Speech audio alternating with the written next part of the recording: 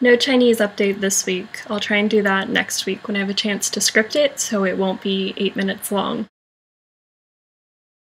It's week 13, and I've actually been semi-productive. Japanese was pretty good. So on Thursday, I went through here, and I wrote out all of the kanji and vocabulary that are used in first and second year at my university. Next on my list is to go through the vocabulary and the grammar points listed in here. The vocab isn't quite as intimidating.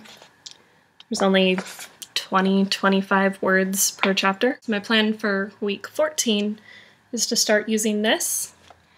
And what I like about this book is that it gives you a weekly schedule, and there's daily activities like this to see how you're doing and whether you actually understand the kanji and what the context it's used in.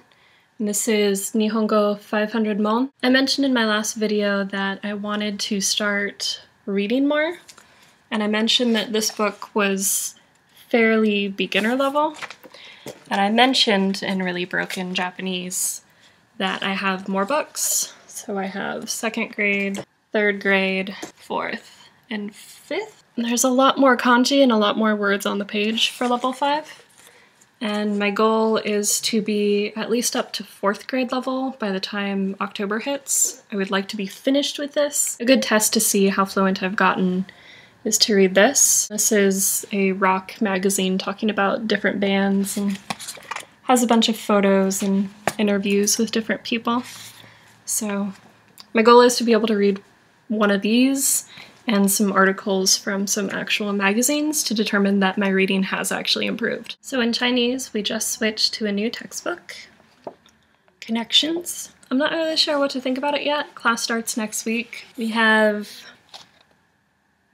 45 words we have to know by Wednesday, which is kind of terrifying to me. I'm excited. I'm not really sure what I think about it yet because I've only had a couple hours with it, but it'll be interesting to see what's different about it compared to the other 2 series I've used. I still am working my way through this. I started on lessons 1 and 2 last night, going through the vocabulary and going through the grammar. Of course, in lessons 1 and 2, the grammar is very simple. In addition to this book and the integrated Chinese series, I was curious if there are more supplementary books out there for Chinese that anyone could recommend to me. This is great for kanji. This is great for reading. These 2 are good for fluency or natural sounding speech. And books like these are pretty good for building vocabulary. And so I think books like this exist for Chinese. I'm not sure where to find them or what materials are good, so if you have recommendations for Chinese, please leave them in the comments. Korean's been going pretty well. I've kind of slacked off on the Talk to Me in Korean podcast, so hopefully I will have some improvement on that next week. I'm really enjoying this book. This book is amazing.